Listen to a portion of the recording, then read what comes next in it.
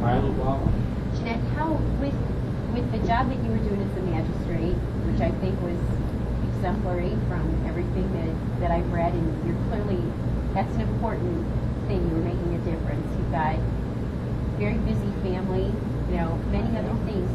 What was it exactly that made you decide to run? Why do you have a heart for this?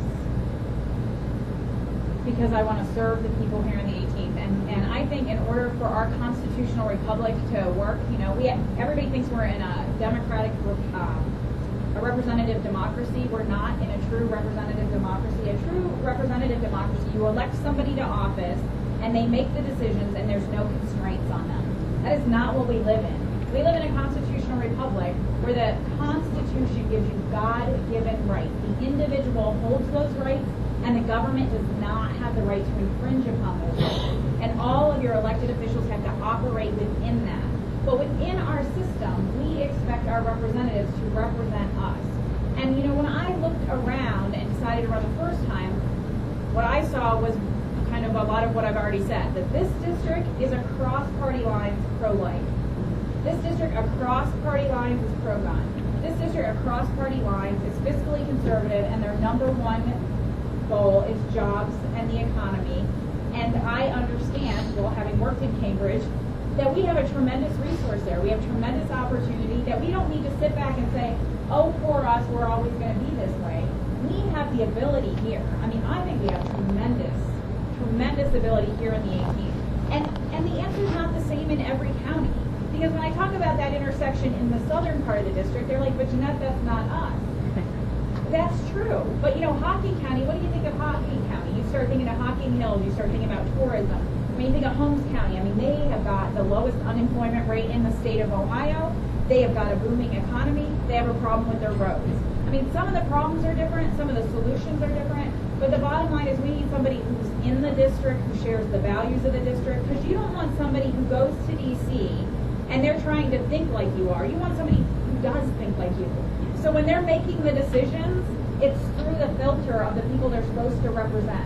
The person who's representing this district should not have the same values that Scott Brown has. His district is different than this district, and that's what's supposed to make it all work. But what we have now is somebody who just votes party line all the time. My number one opponent in the primary got asked at the debate. You go to OH18.com. Our debate in Knox County, the first question he got asked, why, when you say you're a conservative, did you vote for the largest tax increase in Ohio history? And his answer was, my party leadership told me to. I'm obviously paraphrasing. Feel free to look at it yourself. It's on the web. Yes. Those are his words. We cannot afford in this district for that to happen anymore. We can't afford that in this nation.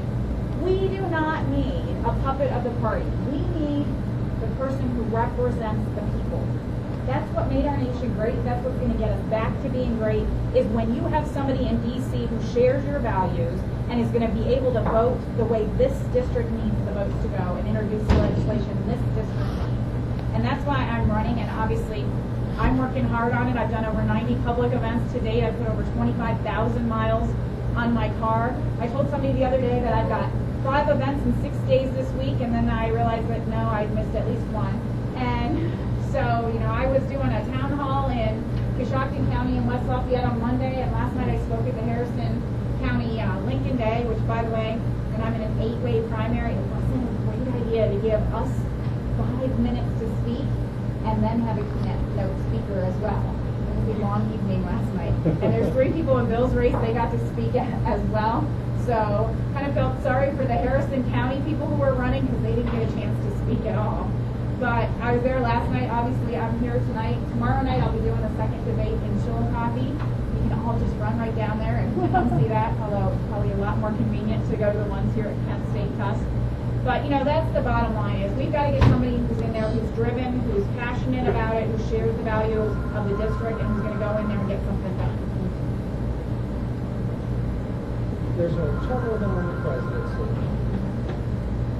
Do you think we should, and would you support term limits for Congress? You know, I get asked that question a lot, and I don't support term limits. And I know a lot of people, every room I go, don't agree with me. But here's why I don't support term limits. Number one, it takes the power away from the people. You have the ability at every election to decide who's in office. So that's the first thing, is all you're doing is limiting the people and who their choice is. Number two, it puts power in the hands of unelected staffers. Let me give you an example here in Ohio. In Ohio, you have 8-year term limit. Here's what happens. When you have somebody go in as a freshman legislator, they don't know the ropes, they need some help doing it. They hire a staffer who's experienced. The staffer becomes the institutional knowledge. That staffer is not accountable to you as a voter. And then by the time they're in their last term, they're a lame duck. They're also not accountable to you. So those 8 years they're in office, they're actually only representing you and doing your business 4 years. You're losing 50% of your legislative time because you have term limits. And the problem gets worse on a federal level. Because I can tell you, when I left DC 20 years ago, there are still staffers there now that were there then. These are people are professional Washington insiders, and they will never set foot in the 18th congressional district. You do not need them making the decisions for this district. They're unaccountable to you. They have no ties to this district, and that's a problem. You also have the problem it limits your candidates. Because what happens is, I can tell you, I just told you I did over 90 public events. I put over 25,000 miles in my car. It takes a lot of time, money, and effort to run for office. When you say to somebody, let's go to my occupation, I'll just use myself as an example. I specialize in family law. I can specialize in family law because I heard them from the bench for 10 years. I practiced it. I'm very specialized in what I do. When I do a divorce for somebody and I do a good job, they say to their best friend, hey, you know what? Jeanette did a great job. Go to her. I leave my office for 8 years. I've lost my entire referral network. I opened my office with no advertising. I do very limited advertising right now, and I have new clients every week because I have the referral network. So depending on what your occupation is, when you start saying to somebody, put your career on hold for 8 years, I mean, how many people in this room can walk away from your job for 8 years and walk back in? And so you limit your candidates who are willing to run. And in Ohio, we've seen a dramatic decrease in the number of women who are willing to run. It's harder for women to run because they generally have more family responsibility than men. I happen to be married to a saint, so it works for us. But they have more family responsibilities, and it's generally harder for them to raise money.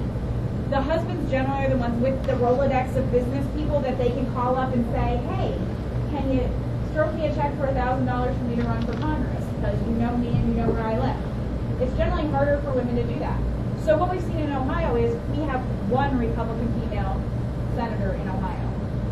We have the lowest level of women in the state house overall than we've had in years. At one point, we were one of the leaders in the nation, and we have tremendously scaled back because what you did was limit your pool of candidates, you limited your accountability to your voters, and you took away your rights. So I know it's a long-winded answer, but for all of those reasons, I'm opposed. I think there's real solutions. It's the answer I was looking for. So Yeah, and the bottom line is I think there's real solutions to get at the problem. Because I think, first of all, the reason Zach Space is unaccountable to you, if you look at the reporting period when I jumped into this race, Zach Space got over 90% of his money outside his district. The only money during that reporting period he got in this district was from the largest personal injury law firm in Zanesville. All the rest of his money, Nancy Pelosi would write him a check, and there'd be an influx of checks from California. Charlie Rangel would write him a check, he'd get an influx of checks from New York. Check it out at the FEC webpage. You can find it, it's all public record. So he gets 100% of his votes here, but his war chest is not from you. And he thinks that he can buy your vote and he doesn't have to listen to you. If you changed it so that 100% of the votes came from in the district and a minimum of 51% of the money came from in the district, your representative would listen to what you have to say. And if you put term limits on committee chairmanship, so that people like Bob Byrd could not own the entire state of West Virginia, you could limit the kingdoms, the dukedoms, the fiefdoms that are created in Congress because they wouldn't have that power and control they have. So there's ways to get to the solutions people want, but the way they want to get there doesn't do it the right way, and actually is against their own interests.